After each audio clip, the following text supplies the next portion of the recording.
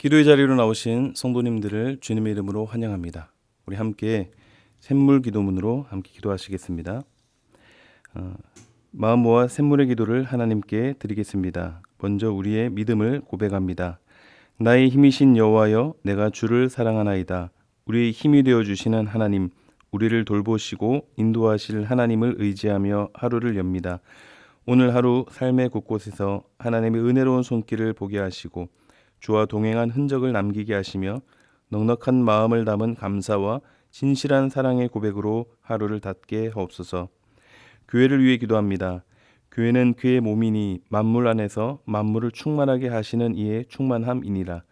교회의 머리 되신 예수님, 주님의 몸된 샘물교회를 그리스도로 더욱 충만하게 하옵소서. 주님의 뜻과 주신 사명을 충실히 감당하며 세상을 회복시키는 참된 교회가 되게 하옵소서. 목장이 든든한 영적 가축이 되게 하시고 목자의 필요를 채워 주옵소서. 드리는 예배마다 충만히 임재해 주시고 기도에 풍성히 응답해 주시며 세우신 직분자들에게 지혜와 능력을 더해 주옵소서. 다음 세대를 위해 기도합니다.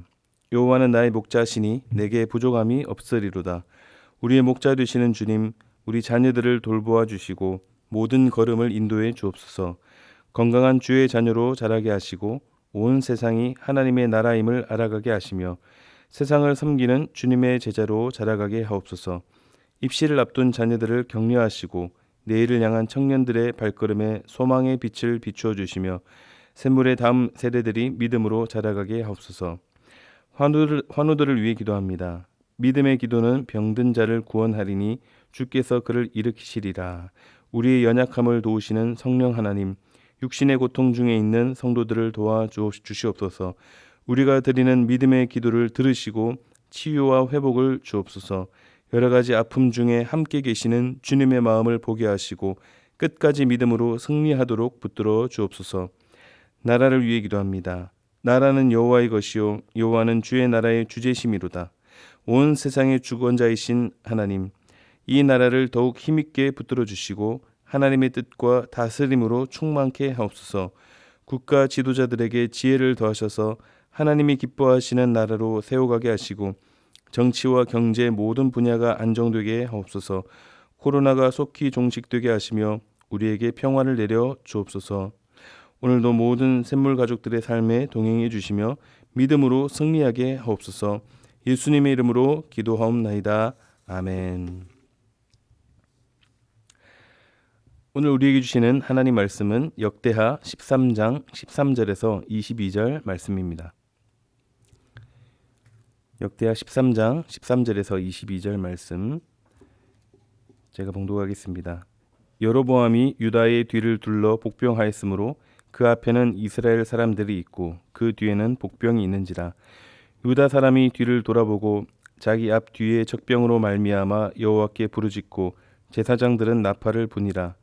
유다 사람이 소리 지를 때에 하나님이 여로보암과 온 이스라엘을 아비야와 유다 앞에서 치시니 이스라엘 자손이 유다 앞에서 도망하는지라. 하나님이 그들의 손에 넘기셨으므로 아비야와 그의 백성이 크게 무찌르니 이스라엘이 택한 병사들이 죽임을 당하고 엎드러진 자들이 50만 명이었더라.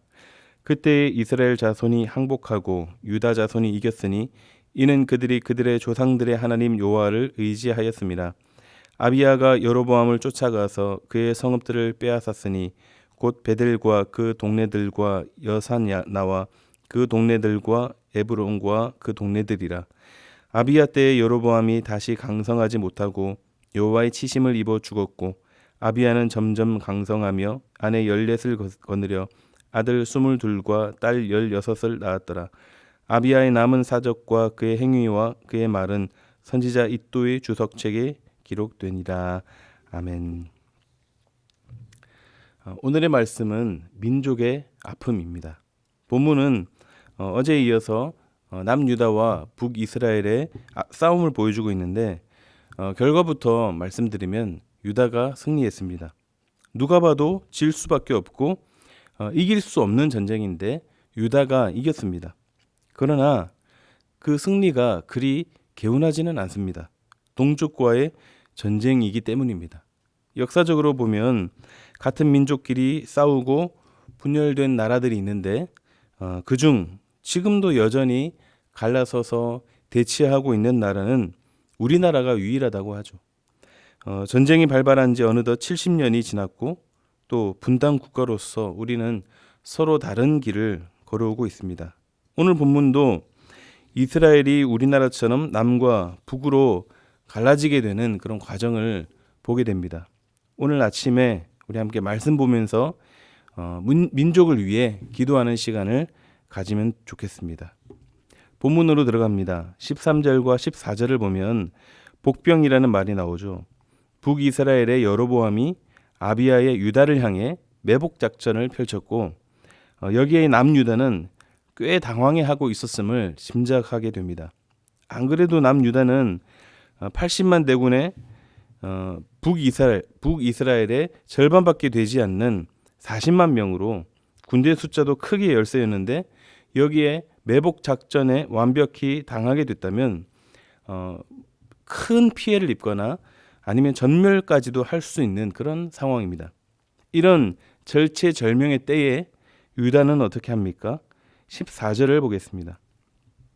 유다 사람이 뒤를 돌아보고 자기 앞 뒤에 적병으로 말미암아 여호와께 부르짖고 제사장들은 나팔을 부니라.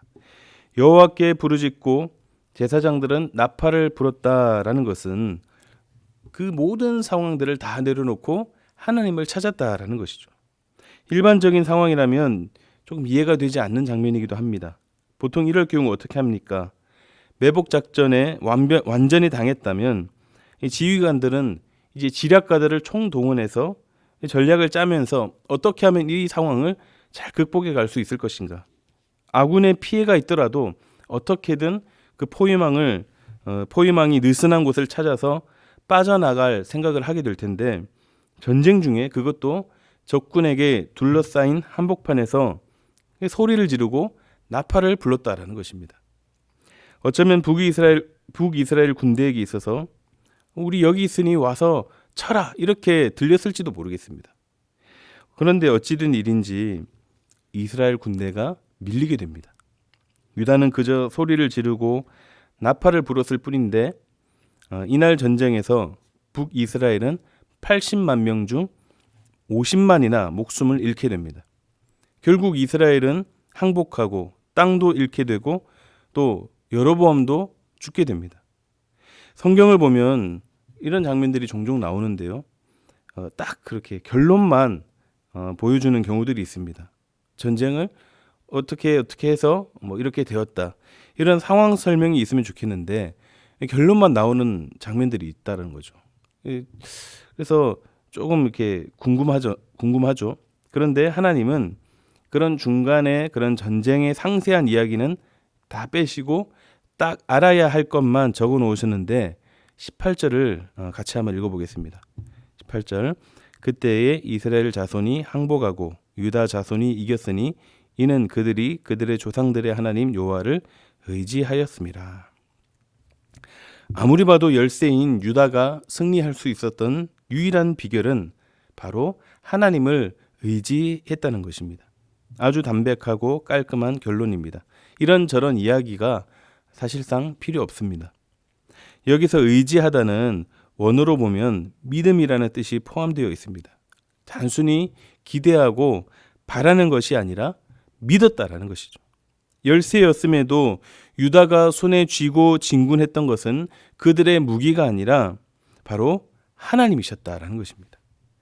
지도자로 봐도 불과 몇 년밖에 안 된 아비야가 20년의 왕권의 경험과 전략을 가진 여로보암을 이긴 것이 되는 것입니다. 하나님을 의지하면 우리 앞에 어떤 막막한 문제가 있어도 어떤 장애물이 있어도 또 질병이 있어도 거대한 산과 같은 것이 나를 가로막고 있어도 우리는 헤쳐나갈 수 있고 이길 수 있다라는 것입니다.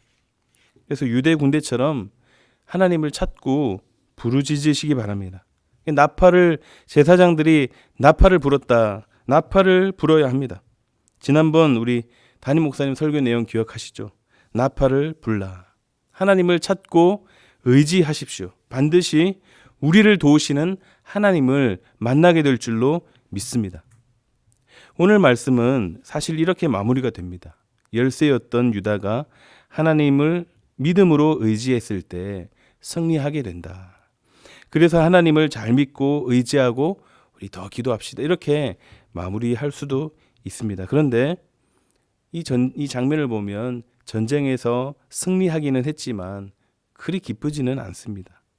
애굽의 군대가 이스라엘을 쫓아오다가 홍해에 빠지고 여호수아가 여리고를 손 하나 대지 않고 점령하는 그런 장면들, 이런 것들을 볼 때에는 전쟁 승리의 기쁨이 있는데 오늘 말씀은 그렇지가 않죠. 이들의 싸움은 같은 민족끼리의 싸움이었기 때문입니다. 그래서 본문을 볼 때 우리도 같은 마음으로 볼 수밖에 없는 것 같습니다. 우리도 분단의 전쟁의 아픔을 가지고 있고 지금도 나라 중간에 선을 긋고 있는 분단 국가이기 때문에 우리는 계속해서 또 기도해야 할 기도 제목이 되는 것입니다. 그래서 오늘 아침에는 우리 한번 이렇게 나라를 위한 기도를 하면 좋겠습니다. 제가 한번 기도 제목을 정리해 봤는데요. 먼저 오늘 우리에게 주신 본문의 말씀을 가지고 함께 기도하겠습니다. 하나님을 믿음으로 의지하게 하여 주시옵소서.